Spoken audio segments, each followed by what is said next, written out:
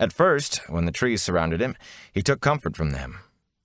They helped hide him from whatever the creatures were that had attacked the farm. As he crept through the woods, though, moon shadows shifted, and it began to seem as if the darkness of the forest changed and moved too. Trees loomed malevolently, branches writhed toward him. But were they just trees and branches? He could almost hear the growling chuckles stifled in their throats while they waited for him. The howls of Tam's pursuers no longer filled the night, but in the silence that replaced them, he flinched every time the wind scraped one limb against another. Lower and lower he crouched, and moved more and more slowly. He hardly dared to breathe for fear he might be heard. Suddenly a hand closed over his mouth from behind, and an iron grip seized his wrist.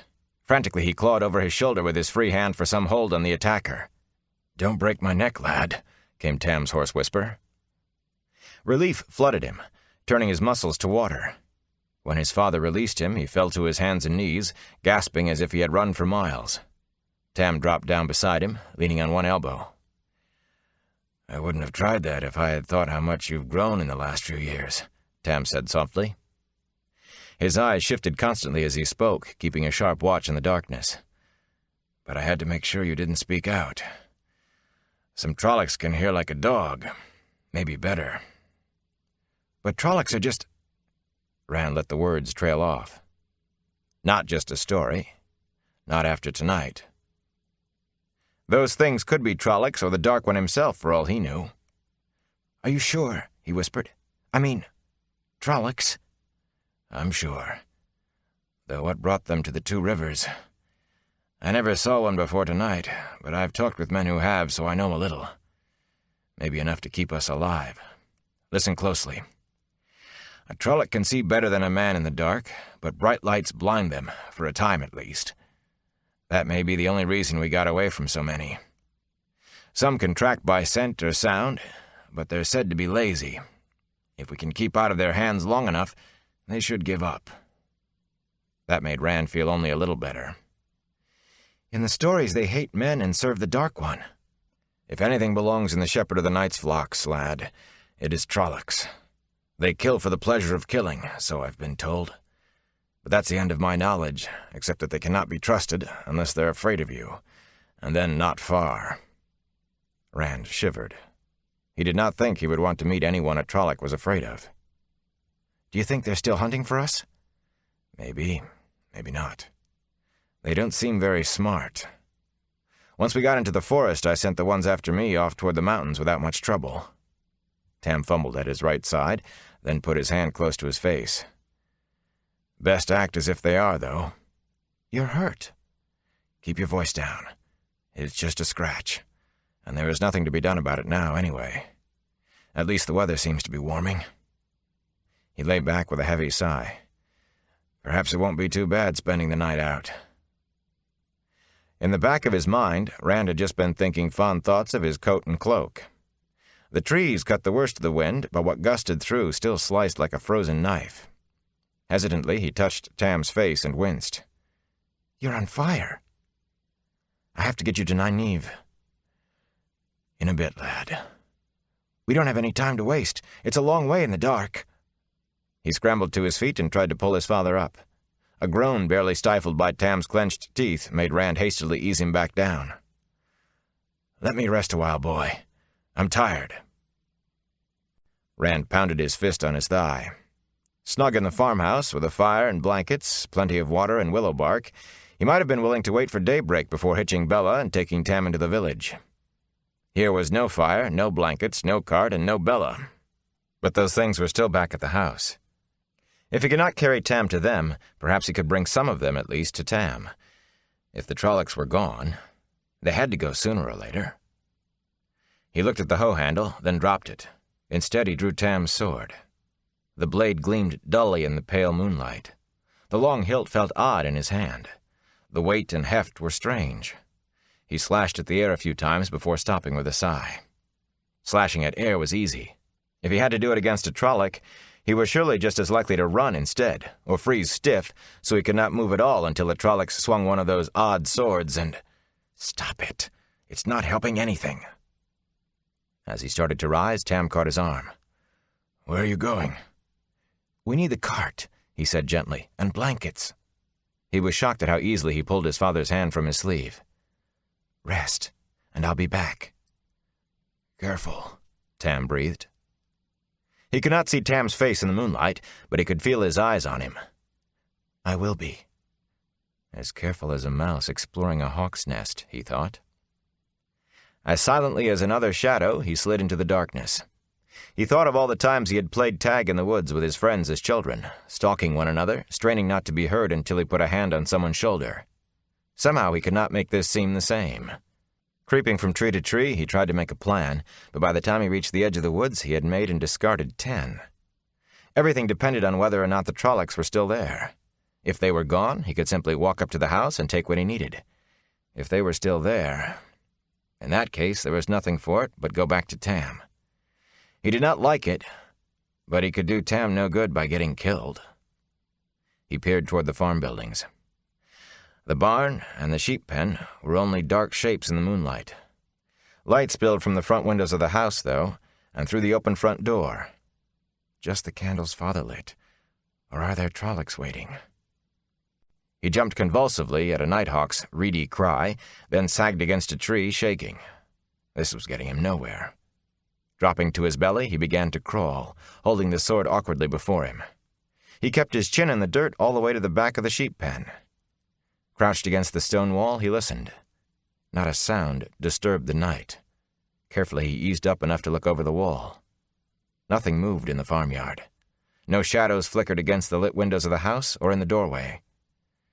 Bella and the cart first, or the blankets and other things. It was the light that decided him. The barn was dark. Anything could be waiting inside, and he would have no way of knowing until it was too late. At least he would be able to see what was inside the house. As he started to lower himself again, he stopped suddenly. There was no sound. Most of the sheep might have settled down already and gone back to sleep, though it was not likely. But a few were always awake, even in the middle of the night, rustling about, bleating now and again. He could barely make out the shadowy mounds of sheep on the ground. One lay almost beneath him. Trying to make no noise, he hoisted himself onto the wall until he could stretch out a hand to the dim shape. His fingers touched curly wool, then wetness. The sheep did not move. Breath left him in a rush as he pushed back, almost dropping the sword as he fell to the ground outside the pen. They kill for fun. Shakily, he scrubbed the wetness from his hand in the dirt. Fiercely, he told himself that nothing had changed. The Trollocs had done their butchery and gone. Repeating that in his mind, he crawled on across the farmyard, keeping as low as he could, but trying to watch every direction, too. He had never thought he would envy an earthworm. At the front of the house, he lay close beside the wall, beneath the broken window, and listened. The dull thudding of blood in his ears was the loudest sound he heard. Slowly, he reared up and peered inside.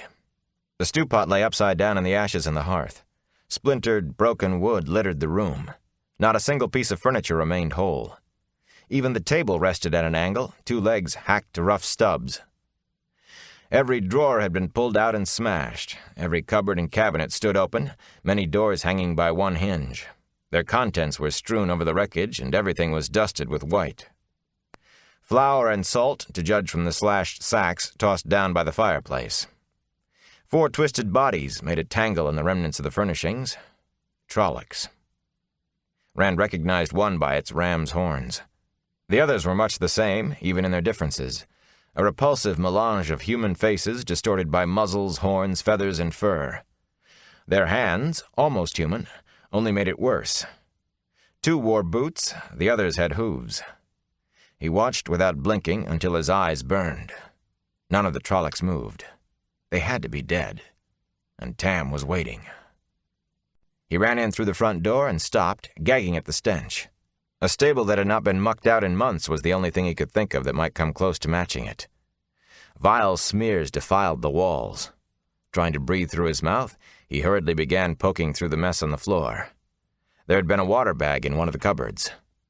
A scraping sound behind him sent a chill to his marrow, and he spun, almost falling over the remains of the table.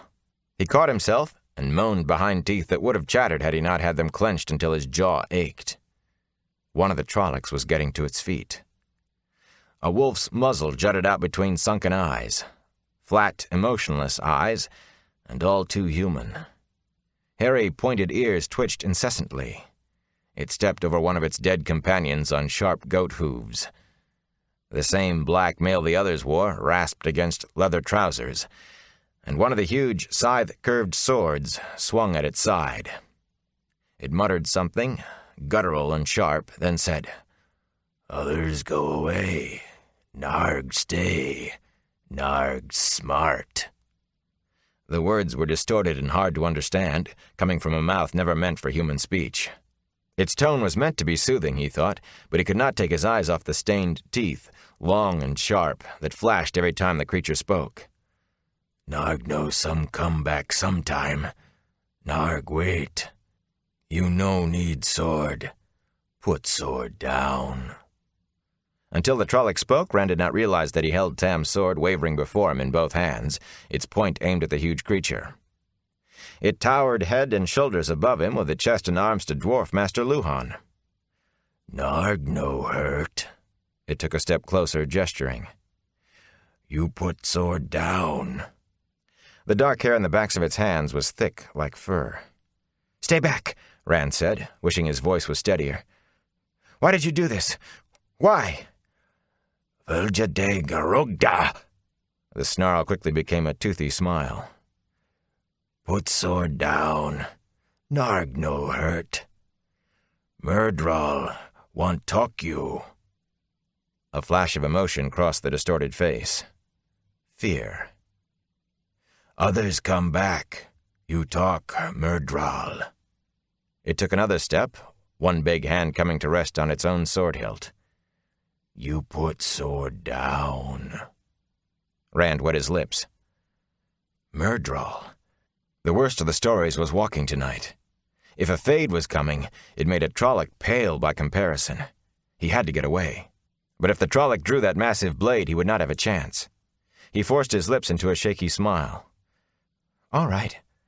Grip tightening on the sword, he let both hands drop to his sides. "I'll talk." The wolf smile became a snarl, and the Trolloc lunged for him. Rand had not thought anything that big could move so fast. Desperately, he brought his sword up. The monstrous body crashed into him, slamming him against the wall. Breath left his lungs in one gasp. He fought for air as they fell to the floor together, the Trolloc on top. Frantically, he struggled beneath the crushing weight, trying to avoid thick hands groping for him and snapping jaws. Abruptly, the Trolloc spasmed and was still. Battered and bruised, half suffocated by the bulk on top of him, for a moment Rand could only lie there in disbelief. Quickly he came to his senses, though, enough to writhe out from under the body at least. And body it was. The bloodied blade of Tam's sword stood out from the center of the Trolloc's back. He had gotten it up in time after all. Blood covered Rand's hands as well, and made a blackish smear across the front of his shirt. His stomach churned, and he swallowed hard to keep from being sick. He shook as hard as he had in the worst of his fear, but this time in relief at still being alive. Others come back, the Trolloc had said. The other Trollocs would be returning to the farmhouse. And a Myrddraal, a Fade. The stories said Fades were 20 feet tall, with eyes of fire, and they rode shadows like horses. When a Fade turned sideways, it disappeared, and no wall could stop them. He had to do what he had come for and get away quickly.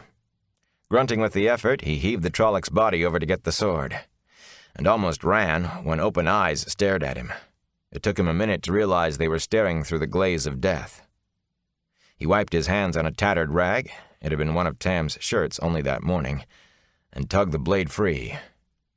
Cleaning the sword, he reluctantly dropped the rag on the floor. There was no time for neatness, he thought, with a laugh that he had to clamp his teeth shut to stop.